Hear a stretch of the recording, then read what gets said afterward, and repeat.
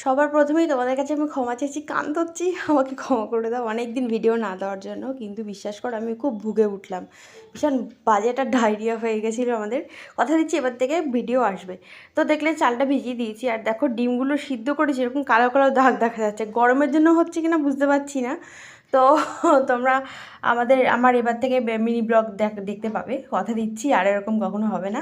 সকাল সকাল একটু দুধ চা খেয়ে শুরু করলাম, আর এই চিড়ে ভিজিয়ে নিয়েছি, এর সাথে একটু দই দিয়ে আমি টিফিনে নিয়ে যাব। আর আজকের লাঞ্চ মেনু হচ্ছে, চাল তো দেখতেই পেলে, ভাত বসিয়ে দিয়েছি, আর আমি একটু ডালিয়া করব। আর হচ্ছে ডাল হবে পেঁয়াজ আর কাঁচা লঙ্কা ফোড়ন দিয়ে, আর হবে হচ্ছে আলু ভাজা। এইটাই হচ্ছে লাঞ্চ মেনু, কারণ দুপুরবেলা আমাদের একটা জায়গায় নিমন্ত্রণ আছে, সেজন্য বেশি কিছু করব না। সিম্পল মেনু, যা গরম পড়েছে আমরা সিদ্ধ সাদ্দাই খাচ্ছি, মাছ টাছ খুব একটা খেতে পারছি না।